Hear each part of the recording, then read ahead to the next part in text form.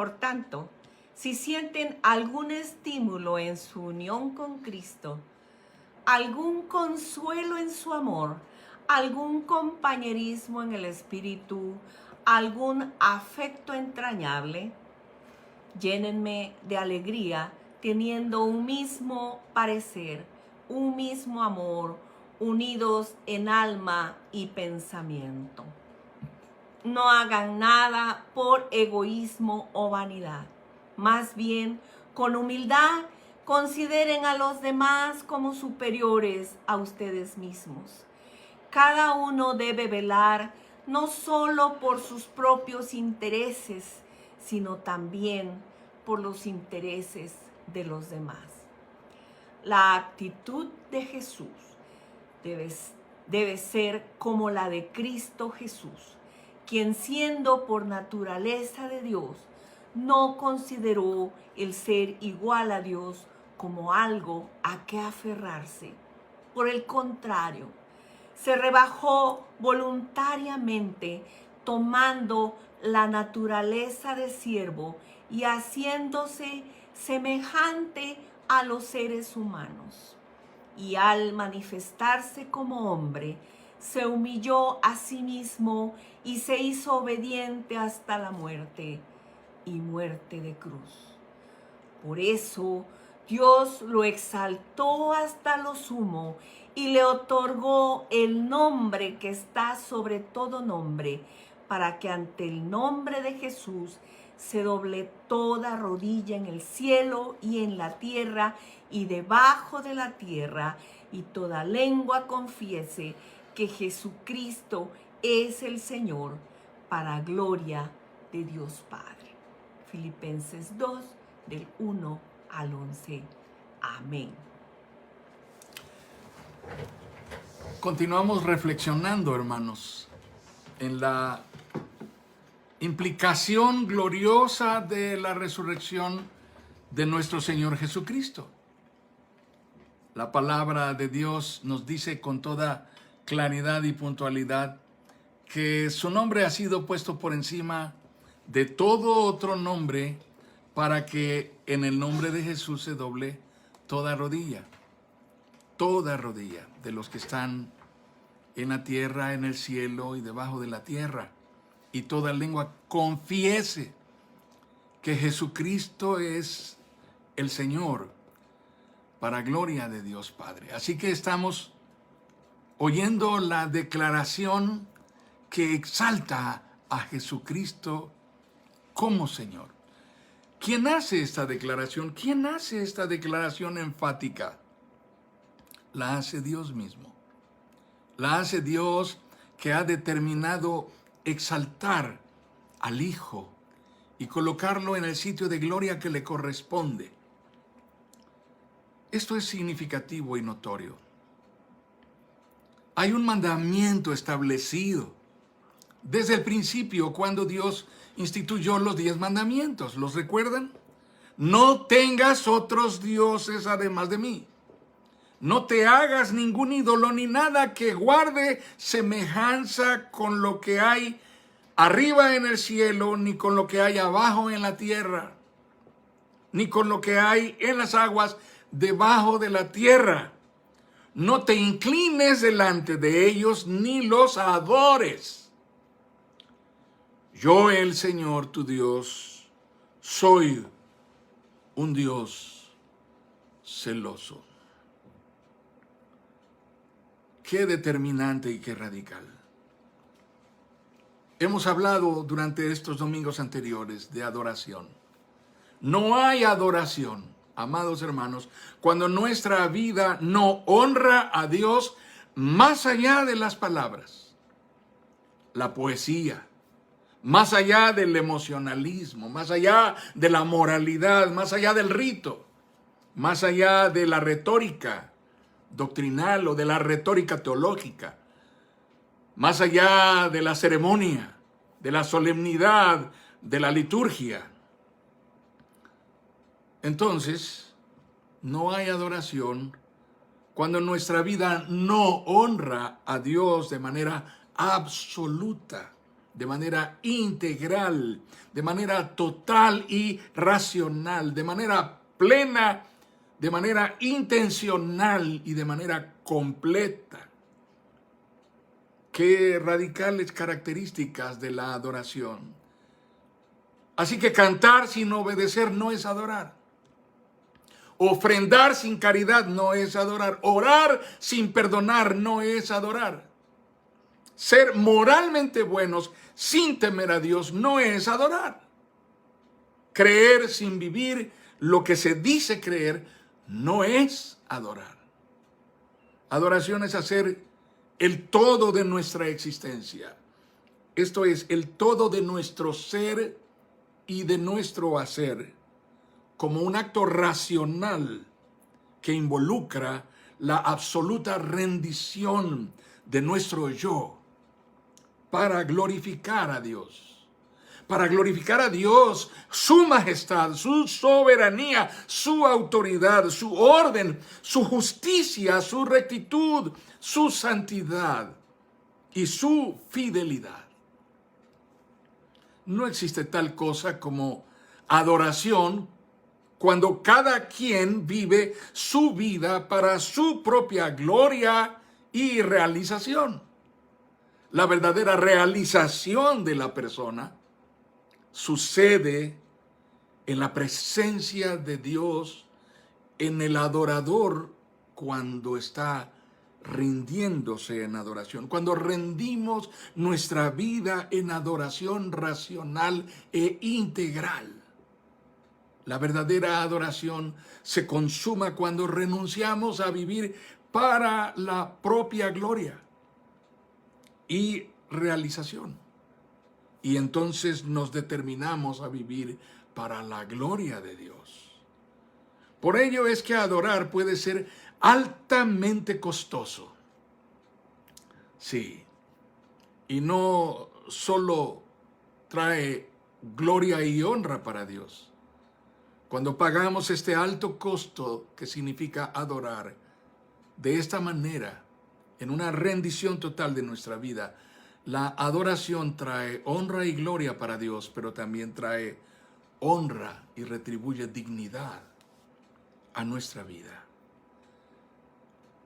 Amados hermanos, siempre ha existido la celebración vana y frívola. Siempre ha existido la celebración en la que el hombre solo está centrado en gratificarse a sí mismo. Lo que necesito compartir hoy es algo delicado, es muy serio y es radical. Hemos venido hablando de la adoración, de las implicaciones de la adoración. Hemos venido hablando de cómo la resurrección de Jesucristo determina todo para que Él sea exaltado y glorificado, porque después de su humillación Dios ha determinado su suprema glorificación y exaltación. A su nombre se debe gloria, honra y alabanza. Pero una forma de culto hoy en día del individualismo recalcitrante es vivir cada uno de nosotros para ser yo mismo. Vivir una forma de autoexaltación, una forma de creciente autoafirmación y autolegitimación. Comienza con el discurso de ser auténticos, de no fingir lo que no soy, ser aquello como yo me defino, como yo me percibo, como yo me veo a mí mismo, sin importar lo que los demás crean, lo que los demás digan, lo que los demás piensen, lo que la biología, la ciencia o quien quiera que sea que esté a mi alrededor afirme. Lo que verdaderamente elijo ser es lo que prevalece sin ocultarlo a nadie. Eso es lo que se concibe, por ejemplo, como salir del closet. Es un concepto muy actual. Una de las tendencias de moda está retratada en quienes, después de pronunciarse enfáticamente como cristianos, incluso como notorios y reconocidos líderes de grupos de alabanza, compositores de canciones muy populares en las congregaciones, autores de libros cristianos convertidos por los medios y por las plataformas en bestsellers, líderes de congregaciones numerosas e influencers cuyas frases y publicaciones son trending topic, como se dice hoy, en redes y plataformas sociales, con millones de seguidores. De pronto, sorpresivamente anuncian en sus plataformas sociales que deciden dejar a Cristo. Deciden abandonar su fe. Determinan su vida a negar todo lo que afirmaron que creían. Es una forma de moda, de ideología, que la Biblia llama desde aquellos tiempos apostasía. Significa colocarse afuera, viene del griego, salirse, desdecirse, deslindarse. Este es el avivamiento de la autenticidad y la honestidad hipócritas de quienes reniegan de Cristo y abandonan el Evangelio. Pero eso sucede después de haberse enriquecido y haberse hecho figuras públicas y haberse convertido en influencers, esto es, figuras con influencia sobre otras personas, y haber mercado con el Evangelio. Triste y dolorosamente, entre tanto, otros deciden optar por el suicidio como su personal y secreta manera de encontrar autenticidad, de desertar. No solo desertan de su esperanza de experimentar el gozo de la salvación, sino también desertar de Cristo y de todos quienes les amaban y a quienes dejaron rotos, sin respuestas. ¿Qué es lo que hay en el fondo? ¿Cuál es el discurso que hay en el fondo? Es un discurso simple. Dios no me llena. Dios no me satisface. Busqué ser el centro de la existencia de Dios y Él no facilitó las cosas. Resulté ser yo la ecuación para la que Dios no tuvo una solución. Así que me siento decepcionado de Dios. Detrás de este drama interesante, que no deja de ser un fenómeno impactante para muchos que están viviendo el mismo proceso de deserción, en la raíz está una forma de ateísmo práctico. Ateísmo práctico. Comenzó desde hace mucho en su interior. Se mantuvo agazapado, en estado latente, como una semilla que esperaba un poco de humedad y un poquito de luz para germinar. La cultura de relativismo individualista, les facilitó salir y decir lo que realmente estaba dentro suyo. Esta era su doctrina. En realidad nunca creí de manera plena y absoluta. Nunca me entregué realmente sin reservas. Siempre guardé algo que significaba mi autoprotección contra Dios, contra el Evangelio, contra la iglesia, contra la doctrina, Nunca me rendí. Nunca verdaderamente me entregué. Ahora, claro, son célebres, no solamente por haber sido cristianos con influencia antes, sino por ser auténticos, por ser honestos. Ahora son doblemente célebres y la gente les aplaude por haberlo hecho. Eso los constituye en una especie de héroes, de figuras admirables y dignas de reconocimiento. Es como si todo el mundo le hubiera aplaudido a Judas. Es como si todo el mundo le hubiera aplaudido a Pedro y los apóstoles se hubiesen puesto todos unánimemente en favor de lo que Pedro hizo cuando negó a Jesús en el patio de la casa de Pilatos. Así que hubiese sido como una especie de secta del cristianismo, de los que abandonaron a Cristo, de los cristianos sin Cristo. No es sino una forma de ateísmo práctico, eso es. Está latente en el corazón de muchos. Incluso de muchos que se dicen creyentes, pero que con su estilo de vida niegan a Cristo. Niegan la eficacia de la cruz de Jesucristo.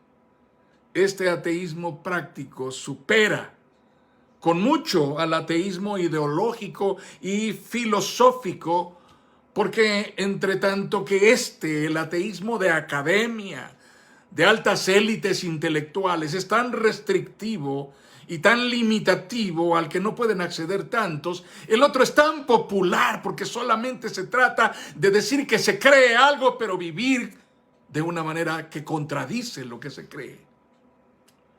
Ateísmo práctico se nutre entre muchos de nosotros que nos decimos cristianos del fariseísmo y de la hipocresía, de la mediocridad espiritual, de la doble moral, yendo a cultos, yendo a reuniones, yendo a congresos, a estudios, a eventos, pero todo eso es una especie de modo selfie, donde todos me ven, en donde todos contemplan la persona que soy y logro impactarlos con la imagen que pongo en mi apariencia. Pero en privado es otra cosa. Ahí hay una forma de ateísmo. Niego a Dios. Vivo negando a Dios y niego la eficacia de su gracia redentora en Jesucristo. Lamentablemente, mientras todo el mundo está tratando de salir del closet, siendo auténticos y honestos y autodefiniéndose como ellos se autoperciben, cada vez más gente que se identificaría típicamente como creyentes en Jesucristo están entrando al closet para vivir su fe a escondidas como agentes secretos de Dios, de manera imperceptible. Que nadie se dé cuenta de que soy cristiano. Otros más viven mimetizados en una forma de cristianismo light que no muestra ninguna diferencia, no marca ningún testimonio de conversión o de nuevo nacimiento o regeneración en Cristo, la regeneración obrada por el Espíritu Santo.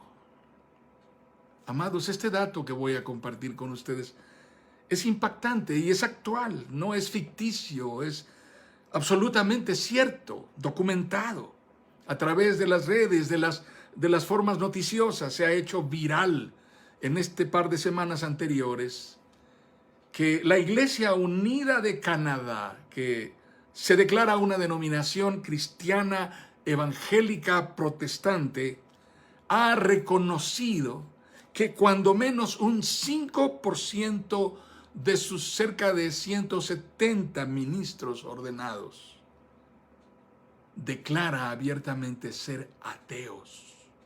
Ministros ordenados de una organización cristiana que declaran ser ateos. Es decir, son ministros de culto que ofician en iglesias que dicen creer en Dios. Iglesias que dicen creer en Dios y ellos se reconocen como no creyentes. Niegan a Dios. Pero lo más sorprendente, la denominación y las iglesias locales los mantienen en su oficio en el interés de no mostrarse intolerantes. Nunca antes como ahora son tan atingentes las palabras, tan pertinentes y tan puntuales, las palabras que Dios le ordenó a Moisés dar al pueblo. Escucha, Israel, el Señor nuestro Dios es el único Señor. Ama al Señor tu Dios con todo tu corazón y con toda tu alma y con todas tus fuerzas. Grábate en el corazón estas palabras que hoy te mando. Incúlcaselas continuamente a tus hijos. Háblales de ellas cuando estés en tu casa, cuando vayas por el camino, cuando te acuestes y cuando te levantes. Átalas en tus manos como un signo, llévalas en tu frente como una marca. Escríbelas en los postes de tu casa y en los portones de tus ciudades. Leí Deuteronomio capítulo 6, versículos 4 al 9. Una versión actualizada, una versión selfie, una versión confortable a nuestro tiempo de estas palabras que Dios le ordenó a Moisés decir al pueblo. Tendría que ser necesariamente una versión con más opciones, una versión más flexible, una versión que muestre un poco más de tolerancia. Diría algo así como: ama a Dios lo más que puedas. Solo si puedes. Haz todo lo que se te ha dicho, solo si te nace. Solo si el Señor lo pone en tu corazón. Decora tu casa con pensamientos positivos. Ponlos en las puertas, en las paredes. Algunos puedes ponerlos cerca de las ventanas para que si pasa el viento dominante del norte, te acerque buenas vibras y energía. Y algunos otros los puedes poner sobre tu cuerpo como decoración. Ponte tatuajes que tengan algún significado emblemático de simbolismos bíblicos. Repite lo que te motiva, lo que te hace sentir bien, lo que te da paz interior. Evita lo que te conflictúa y lo que te abruma. Oye muchos cantos románticos que hablen de Dios y esta es la nueva espiritualidad. La nueva espiritualidad adaptada al relativismo, al individualismo autogratificante. Es una espiritualidad adecuada al hombre narcisista de hoy. Me pregunto, amados hermanos, en el afán de dimensionar ¿qué significa adorar en nuestro tiempo? Me pregunto qué expresión de afecto, qué tipo de muestras de cariño son las que tú o yo como padre o como madre anhelaríamos ver en torno nuestro después de que nuestro quehacer como padres ha concluido.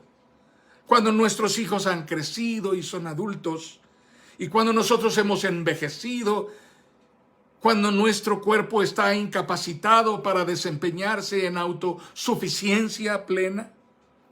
¿Qué es lo que los hijos y lo que los nietos debieran mostrar al cabo de toda una vida de amor, de cuidados, de protección, de custodia, de provisión, de trabajos, de sacrificios hacia un padre o hacia una madre? Yo supongo que lo menos que se espera es un poco de consideración, un poco de respeto, algo de aprecio tal vez, quizá hasta aprecio retributivo, no sé, quizá hasta una forma de espontánea deferencia, de esmerada atención. ¿Es posible? El propósito de esta valoración que hago como un pensamiento en voz alta es que consideremos qué es, al cabo de lo que la palabra de Dios nos ha revelado tan clara, tan contundente y tan radicalmente. ¿Qué es lo que Dios espera recibir de nosotros? El hijo honra a su padre, el siervo a su señor. Ahora bien, si soy padre, ¿dónde está mi honor que merezco? Y si soy señor, ¿dónde está el respeto que se me debe? Yo, el Señor Todopoderoso, les pregunto a ustedes. Y Dios habla con los sacerdotes en esta porción de la historia. Yo, el Todopoderoso Señor, les pregunto a ustedes que desprecian mi nombre y encima preguntan, ¿en qué hemos despreciado tu nombre? Como quisiera que alguno de ustedes clausurara el templo para que no encendieran en vano el fuego de mi altar. No estoy nada contento con ustedes, dice el Señor Todopoderoso. No voy a aceptar ni una sola ofrenda de sus manos, porque desde donde nace el sol hasta donde se pone, grande es mi nombre. Grande es mi nombre entre las naciones. En todo lugar se ofrece incienso y ofrendas puras a mi nombre, porque grande es mi nombre entre las naciones, dice el Señor Todopoderoso. Leí para ustedes Malaquías capítulo 1, versículos 6 y 10 al 11. Quizá uno de los mayores obstáculos para nuestra comprensión de lo que la adoración es, radica en el hecho mismo de que hemos hecho de ella una actividad religiosa más. Esto es una definición que cambia, que reduce a la adoración a un mero evento, una mera actividad en la agenda semanal de los que se definen como creyentes.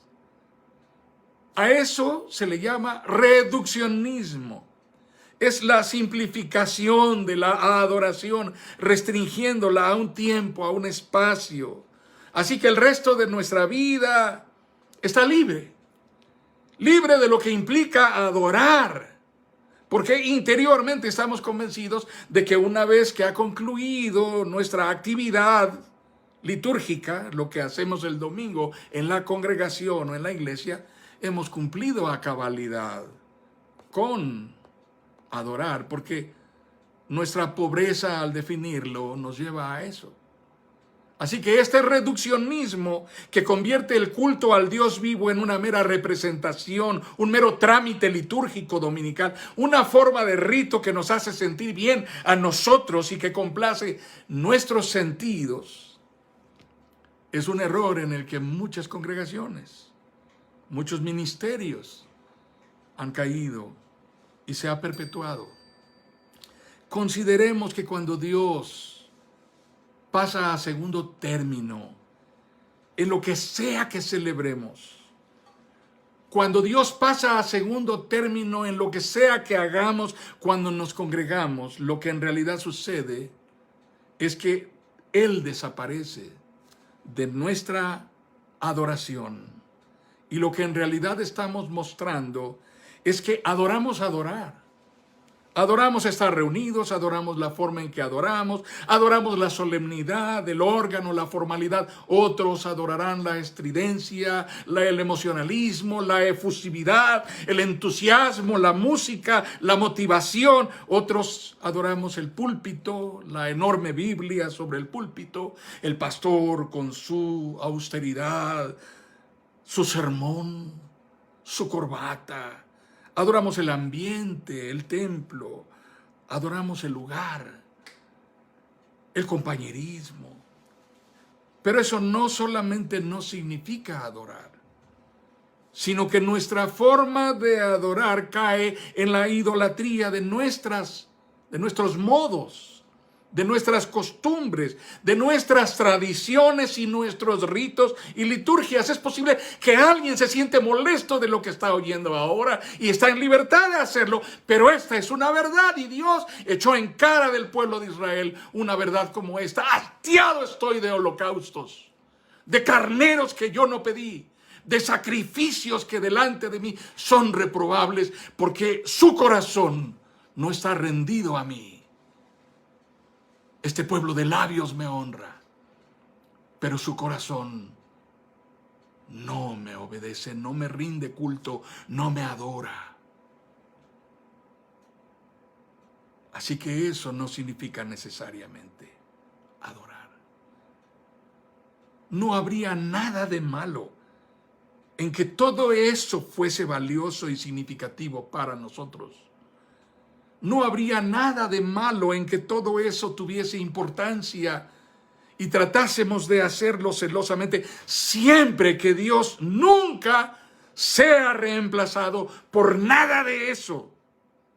Y si la adoración no está dirigida única y exclusivamente a Dios, si Dios no es el todo de nuestra celebración, el todo de nuestro gozo, el todo de nuestro reconocimiento y gratitud, entonces eso no es adoración.